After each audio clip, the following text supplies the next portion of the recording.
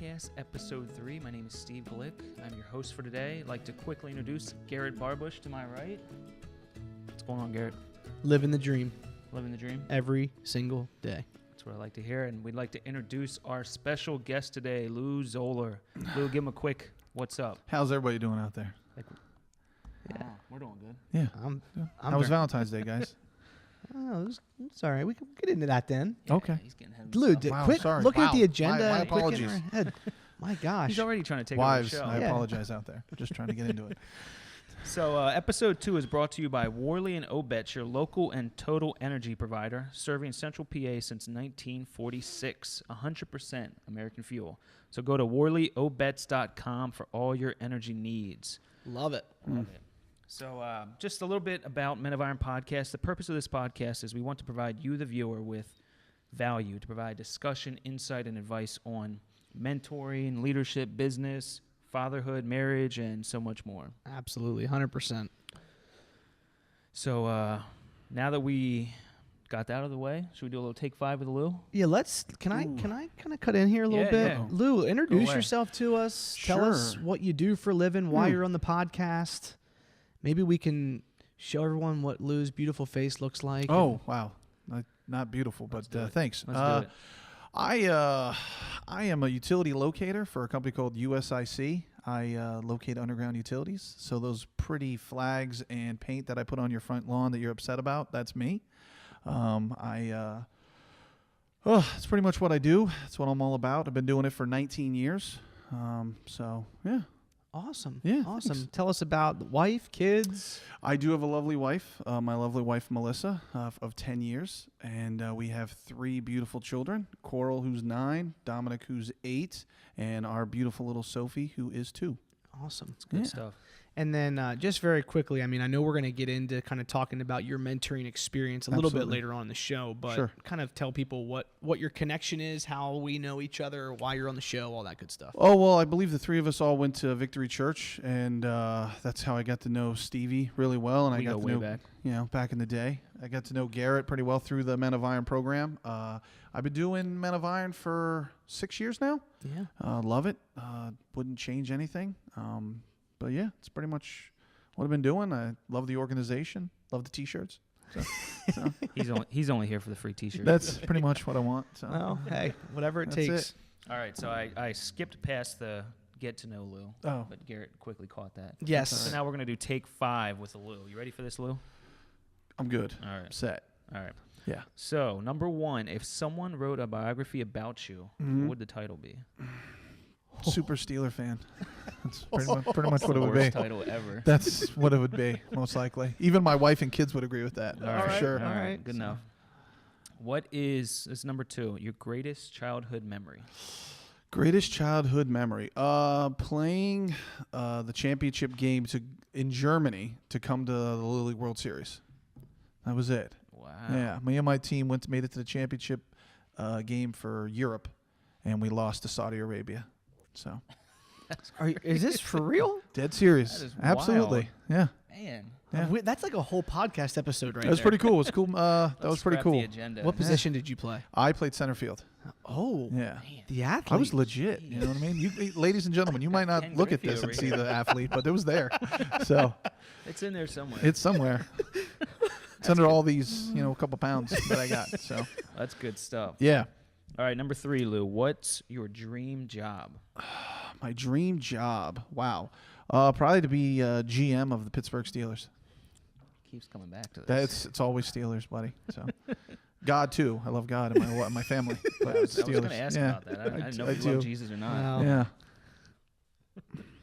All right, number 4, NSYNC or Backstreet Boys? I probably would have to go Backstreet Boys. Just they have more hits. More So, hits. Yeah, Okay. I think so. Man, right. dissing JT. Yeah. Jeez. No, love for you, JT, but still, I just gotta go. All right, you're doing good on this. I'm trying. You're doing good. I'm All right, trying. final question. Who do you admire most and why? Oof. I guess, and I'm not doing any brownie points here because Valentine's Day was yesterday. I guess it would be my wife. He's got to say his wife. Just because she, even though I'm the man and I'm supposed to be the, the strong one and the leader of the house, she definitely helps me with that. And it's great being married and just sharing life with your best friend. So I would say for sure her. It's good That's stuff. awesome, man. Good stuff. Well, that's all we got for take 5. Oh, wow. That was You it? handled that very well. Yeah, Nice. that was very impressive. I don't think I tried. Mainly the Little League World Series. I've never heard this story about you, Lou, Yes, and it was- I'm very intrigued now. Thanks. Yeah. My dad was in the Army, so we lived overseas. Okay. So, yeah, we were on. Yeah. Pretty good stuff. That's awesome. Yeah, thanks. You lost to Saudi Arabia, you said, huh? Saudi Arabia in the championship game to go to Williamsport. Wow. So, yeah. Was the kid bringing the heat or what? Actually, it was a good game. We lost 3-2, and I was on second as the tying run, and the kid just struck out. It was a bummer. So I remember sitting on second base crying. So Slight issue there, but we're just gonna let that play out. that's so. all right. All right, G. All right, man. So I hate to bring this up, but the Eagles are Super Bowl champs. It happened. That's just the bottom line. But Stevie, I do want to let you know I am very happy for you. Appreciate it. Stevie, is probably, like we said in episode 2 of our podcast, the biggest Philly fan that I know. At least the most committed, loyal. Like, you might not always be the most boisterous about it, but you're a very, very committed fan, and I do respect that. So, congratulations! You went down for the parade. Yeah, It was the parade awesome. was pretty awesome. It was a little nutty, but we had a fun time. Good deal. Yeah. Nice. Yeah. Yeah. You're the most likable Philly fan Most I know. likable. All right, I'll take That's that. a very hard. That's a good point. Yeah, I mean, because that's what I there's a wanted to lot say. of fans out there that are like, huh. Yeah. Yeah, I love Jesus, but maybe you are the other side. Good stuff. Oh, Good stuff. man. So, what's everyone's take on Valentine's Day? I mean, love it, like it, hate it, indifferent. For us, it's. I love the fact that my wife is not a big Valentine's Day person. She does not like cards, so I literally can just get her a bar of chocolate and she'll be a happy lady. All So, right. and that's it. We're That's all it golden. takes. That's it. Just chocolate. Chocolate. Yep. Stevie, what's your take? I'm kind of indifferent. It doesn't do much for me. It's always fun to. I mean, you should be doing this year round, but it's always fun to treat your wife. Take Right. her out to dinner, get her some flowers. I've always said I don't like Valentine's Day, just for the sake of. It's not that like I don't want to spoil my wife and love her, and but I just feel like it's such a made up Yeah. Hallmark holiday. Thank you. And Thank I'm you. like, Yep. somebody's getting Yeah. very rich off of this whole Amen. thing, That is and true. it's not me. Nope. In fact, I'm dishing out money, It's true. Dinner. but you know what? Mm. You still got to do it. Yeah. Yep, they deserve it. So You still get to pay $50 for a dozen roses that you can get the next day for $12. So There you go. Get them on the 15th. that's it. Discounted. That's the game plan. Discounted roses. That's right. there's a tip for some guys not to follow. Oh man. Well, let's kind of get into the heat of and the focus of this podcast, episode 3, and we kind of wanted to give some practical ways and tips, to better your mentorship as a protege. What's 3 ways or 4 ways or 5 ways? We'll kind of talk through some different things, but that you can be the best protege possible. And I know that for us sitting around this table, we've all been in the shoes of a protege. We've all had that role. We've all been playing the role of mentor. In fact, I've gone from protege to mentor back to being a protege, particularly in the Strong 27 ministry. And so, I think that, there's some things that we can do as proteges, and the things that we can bring to the table that are going to improve our experience and assure that there's going to be some sort of growth in that process. Because if Yeah. you're not growing, something's not going right. Absolutely. That's just all there is to it. So, and Lou, in this process, I think it's important for you as our guest to kind of, share your experience and Sure. talk about your mentor and how he challenged you and what you brought to the table and all that good stuff. But, I guess first way is, that I find is just to have a plan. Right. Absolutely. Have a plan. So I don't know if you have anything, Lou. You can kind of chime in here. I think for me, just like you, I've done all of it. I did the protege thing. Then I became a mentor. Then I went back to being a protege. This year I'm actually a protege. My mentor is Andy Burkholder. He's doing a great job, and I think you make good points with. You have to have a plan. You, like we say all the time at all the kickoffs, you have to run it. You run it. It's a little weird at first for me because my first year, my protege was Vinny DePaul. Or your mentor. Oh, my mentor. Sorry. Thank you. Jeez. My mentor is Vinny DePaul, and I don't need to tell you guys, anybody who knows Vinny DePaul, he's awesome, and he's going to give you it all. And I think for me, he challenged me to, every time we met, bring something to the table. And I think for me, my challenge was I wanted to make sure I brought something every single time. So if we were reading the Bible, if we were going through the book, if we were just reading a different kind of book, I wanted to find something that was going to knock him off his seat. Right. Just because my plan always was, I'm setting the tone here. You know what I mean? He is my mentor, but I have to bring it to make sure that he, knows that I'm taking this stuff seriously. Right. So.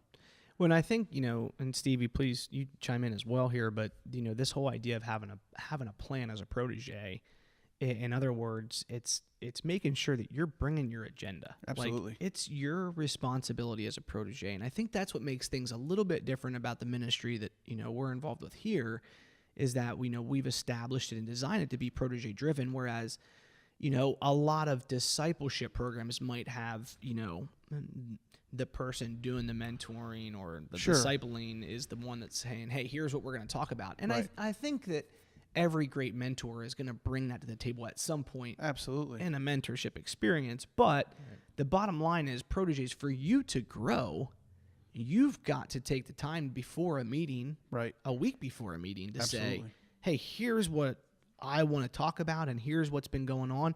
And so I just want to take a minute and I want to hear from you guys too on this, but like, what are some consistent things on an agenda, on your plan that you should be bringing to the table? And I always think about, hey, here's how I've grown since the last time I've met with you, or here's some of the challenges I've faced, or here's what I'm most proud of, from the last 2 weeks that we've met. Here's what I'm most proud of in the last 2 weeks, or, this is where I've failed, and I think those are continuous things, very, very simple. Yeah. But those are 15-minute conversations between a mentor and a protege. Absolutely. So.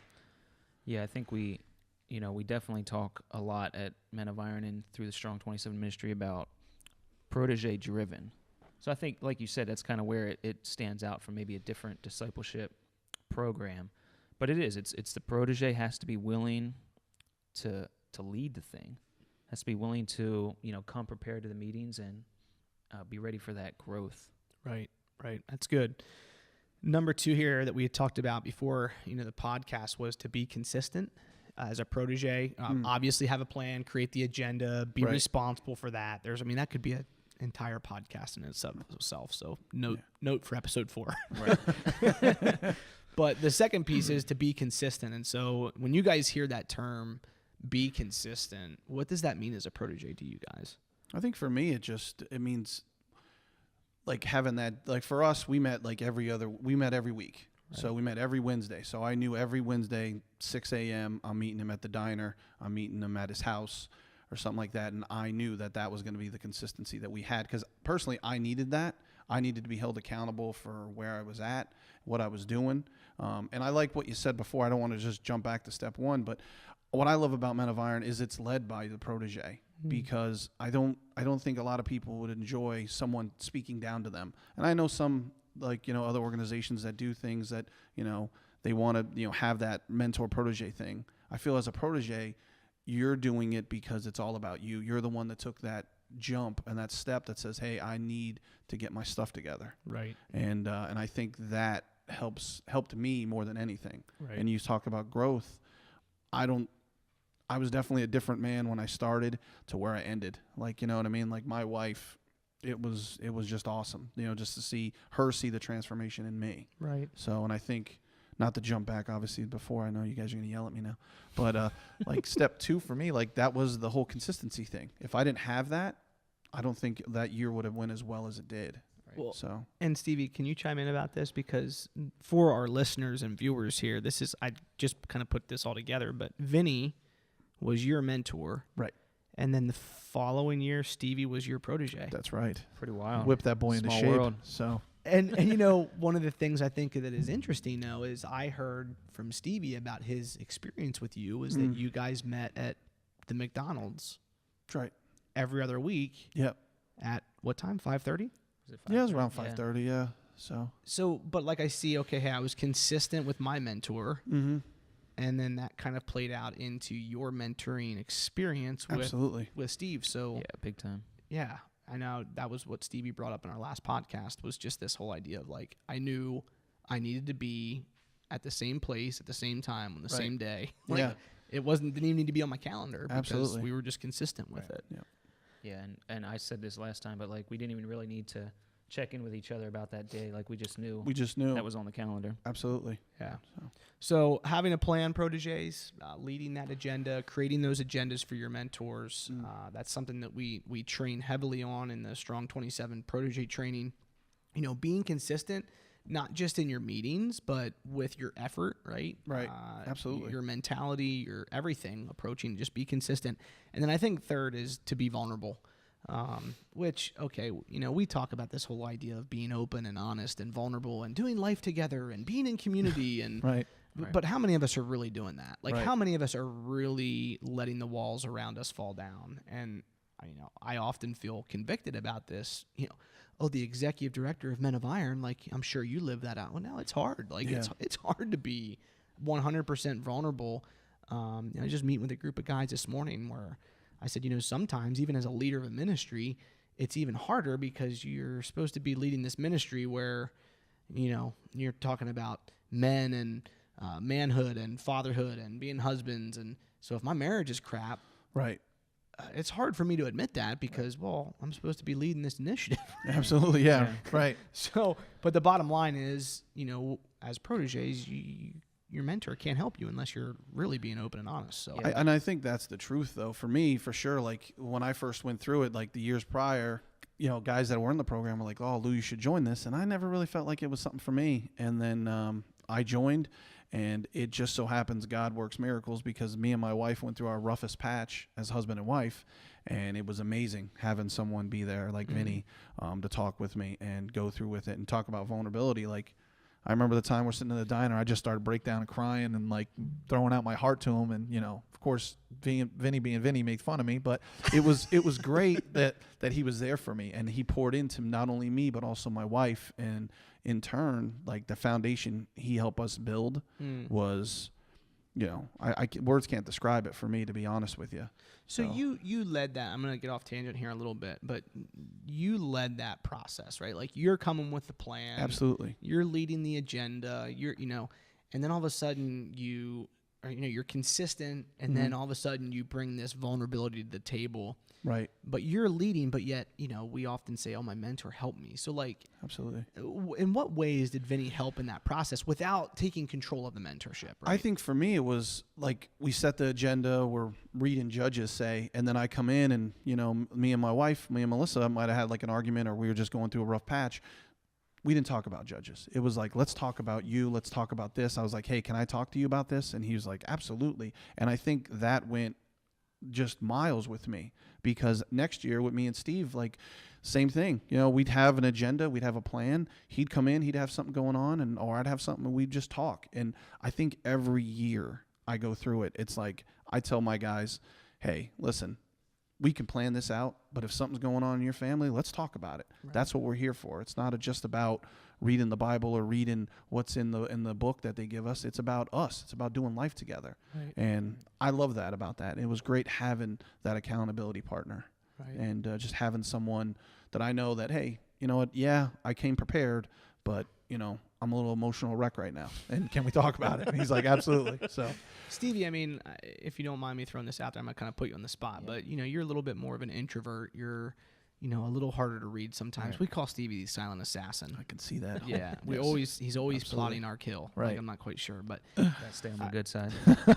But being an introvert, for example, and I know some introverts are very, very good at this. I'm not like trying to peg anybody, but what's that like, trying to be vulnerable with the guy sitting across the table from you? Yeah, I can even point back to my mentorship with Lou, and I mean, it's hard. I think it's hard for any man, let alone an introvert, to open up and be honest about what you're struggling with. So it's a challenge, but I think when you're dealing with something and you feel like the entire weight of that is on you. Right. There's nothing better than like getting it out and having an honest conversation with another guy and having the opportunity for him to help you walk through it. Right. And the amazing thing was with Lou is like, you know, the biggest reason I wanted to be a protege that year was I was, you know, getting ready to get married, going to that new season of life. And I just thought it'd be perfect timing to have a guy pouring into me that's a couple seasons ahead, you know, already been through, you know, getting married and starting a family and those things. And I tell Lou this all the time. It was definitely a godsend having him as my mentor. And, you know, when I opened up about some things that Ashley and I were dealing with leading up to our marriage, he had walked through the exact same things with his wife, Melissa. And it was just like, wow, it was pretty powerful. Yeah. To be able to have a guy that literally just walked through the same things as you know, 5 years ago. It was pretty awesome. Right. I know. I think back to like one of the statements that Bob Dorwart, one of our community proteges, you know, said on a video. He was like, you know, it's not that your mentor, it's nice to have somebody to talk to, you know, it's not that your mentor like takes on your junk. Right. It's not that they do that. Right. But if you can be vulnerable and you know that you've got a dude sitting across, you know, the table from you that's really hearing you out and really has your best interest in mind, right? You know, I think we take that for granted sometimes because that does not happen often. Right. It happens in a small percentage of men. Yeah. And I've always kind of gone by that general rule. And as easy as this is to say, it's very, very hard to actually implement into your life. But it's often those things that are going on that you don't want to share. That's the sign when you need to share it, right? I think for me, what like the best part was, I think as guys, sometimes we surround ourselves with yes men, and until you start challenging yourself. And I think through Men of Iron, like I kind of did just a quick experiment. Like me and Melissa had a big argument, and I still love you, babe. I know I'm bringing up all our stuff, but we had a big argument, and I called one of my best friends I've known forever. You know, he's not a Christ follower. He, you know, doesn't really have a lot of structure in his life, and he told me everything I wanted to hear, that I was in the right, I had anything wrong. And then I met with Vinny the next day, and Vinny was like, "Yeah, you're all wrong here." You know, and it was great having that. And I think with Steve, it was even with Steve, and then with Brandon after Steve, and then now with Andy. It's great that we can have that dialogue between each other. Like there's honesty there. Right. I'm not telling you something that you need, that you want to hear. I'm telling you something you need to hear. Right. And I think through this, I learned that like I need to surround myself with men that are going to tell me exactly what I'm doing wrong and hold me accountable. Right. And I think through Men of Iron, I think that's what I got in like just huge tons of information from. Right. And that was awesome for me. You know, and I look at, I want to know we need to move forward here, but like that whole idea of vulnerability, I think there's even different layers of that, because I've found as a protege that I can come to the table with my mentor and I can lay some things out and it's all truthful. But there's like another layer of my emotions that maybe I'm not, or another layer of struggle underneath that vulnerability that's not as easily to come out with. And that's the hard part of the vulnerability, because true vulnerability, true, you know, transparency is just, you know, diarrhea of the mouth, letting everything out. Right. So Yeah. I just said diarrhea on every Yeah, podcast. you did. Lou really liked it, though. He More sense laughed. of that. That's being around Philadelphia fan right there. Lou makes a great point, though. Like, the opportunity to be vulnerable, your mentor has the chance to show that compassion and listen, but it doesn't just stop there. Like, then he has the opportunity to, like, challenge you and kick your butt and be like, Right. how are you gonna fix this or change this or grow in this area? Right. And Lou was tremendous at that. He challenged me to have those hard conversations that I didn't want to have. And if I hadn't been vulnerable and opened up to him about this stuff, I would have never had those conversations. Yeah. Right. That's a good point. Well, let's talk about the three things that we're really big on with Strong 27, and that is this whole idea of accountability, balance, and spiritual growth. And the reason we're bringing those up is because I believe that as a protege, those are three things that need to be on the agenda every single meeting. And it needs to be something that your mentor and yourself, that you're chatting about between meetings consistently. And so I want to start with the accountability. I mean, obviously there's accountability in the goals that you have set, you know, the accountability with maybe it's a struggle or whatever it might be, but you need to be willing to share with that mentor, hey, this is where I need to be held accountable, or this is how I need to be held accountable. Sure. that whole idea of balance. We've talked a little bit about this in episode 1, Stevie, but the 5 F's, faith, family, friends, fitness, finances. How am I balancing those things? That's what we believe kind of really defines a man's life in a nutshell. And then the most important piece, which is, the spiritual growth, is like, if I'm not constantly evaluating how I am spiritually growing through this process, how do I know where I'm at and where I'm heading and whether this is working or, and really my experience as a protege is this, is if I'm not spiritually being challenged or I'm not spiritually growing in this mentorship experience, I can blame others all I want. But at the end of the day, I have found when I look in the mirror, it is on me. Absolutely. It is on me, 100%. And so we can kind of talk to you guys a little bit. We can talk amongst ourselves here about those ideas of accountability, balance, and spiritual growth. I mean, I know with Strong 27, we really focus on God's word, prayer, solitude, these ideas is how you develop your spiritual growth. But I don't know if you guys have anything to say about that as a protege, those 3 concepts. Well, I think for me, like my main thing on the agenda was I wanted to know the Bible. I was wasn't fed through the Bible very much. I grew up Catholic, so I didn't really know it. So when I approached Vinny and now Andy, I want to make sure that, hey, those guys know I want to know the Bible. And I don't mean just, hey, I read it, because I feel like if you just read it and don't invest in it, you're not going to find anything. It's just like reading another book. Right. And I think for us, it was like, both Andy and Vinny, we picked a book in the Bible and just said, let's dive in. Let's find something we've never found before. Right. And I think that what you said, Garrett, about growing spiritually, it's on me. If my willingness not to be out there and want to learn, then where am I going to grow here? Like, it's great to talk about, have another guy to cry to. You know what I mean? I can't believe I just said that. Another guy to cry to. But it's great to have someone out there. When he was my mentor. I did. I cried a lot. Yeah.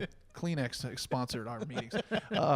But it was great to have someone I can be open and honest with, and they were going to tell me something. But it was after that, it was like, we need to dive into the Word, because you're going to learn from your mistakes also through the Word. Right. And that was great for me to do that. Right. That's good stuff. Yeah. Well, I think it's good. We'll just kind of summarize here and wrap this video podcast up. But proteges, if you're listening, if you're watching, have a plan, be consistent, be vulnerable, focus on accountability, balance, and spiritual growth. I mean, if we could just simplify this whole idea of mentoring and discipleship, I mean, that's it right there, right? Like, that's it. And so we're going to wrap up just with a couple of announcements, man. We're excited. Stevie, you want to tell them a little bit about this past weekend and what went on? Yeah, we were out in Canton, Ohio for our Stark County Strong 27 launch. We had 12 churches, 150 men. Wow, that's awesome. It's pretty awesome considering last year this time we had, 2 churches? One church, Ohio, basically. One church. Yeah. So it was pretty cool. We were at River Tree Jackson in I guess it's considered Canton. Yeah, Canton. Canton, it's Ohio. Maslin officially, but it's Maslin. Canton. And the room was packed. It was cool. It was just awesome. Got the guys trained and ready for the year ahead for Strong 27. That was awesome. Yeah, we're really excited about the Ohio region out there, and very grateful for everything that Brian Ziegler's doing out there in Stark County. So, man, we'll keep you guys posted. Check out our emails. Check out social media, Facebook, Instagram, Twitter. But any final thoughts here, make sure you guys check out our podcast on iTunes, menofiron.org/MOI podcast. You can subscribe there. Give us a rate. Leave a little comment, 5 stars, so we get some followers. 5, for sure. Thank you to our sponsor, this week's sponsor, this episode's sponsor, Worley & Obetz. Again, your local and total energy provider, serving central Pennsylvania since 1946. 100% American fuel, baby. Oh, that's awesome. That's what we want, about America. That's USA. So go to worleyandobetz.com for all your energy needs. Stevie, give us some final words for our listeners. Final words, Eagles are still Super Bowl champs. There it is. In case you guys forgot. Wow. I don't know. Yeah. Wow. Okay. Sorry for all those people out there. So any final words? I'll give I apologize. I don't apologize to anybody. You're in Ohio. I know that's not Steeler country, but nice to meet you. But guys, thanks so much for having me. I love what you do. I love being a part of this, and truly, it's changed my life. And I wouldn't be the husband and father I am today if it wasn't for Men of Iron, for sure. It's good stuff. Lou, thanks for your time, man. I really appreciate you coming in here during the day. And so for all of our listeners, followers, make sure you guys share this on social media. Give it a listen, give it a watch, and we'll go from there. But until next time, all right, guys. Peace out. See you later.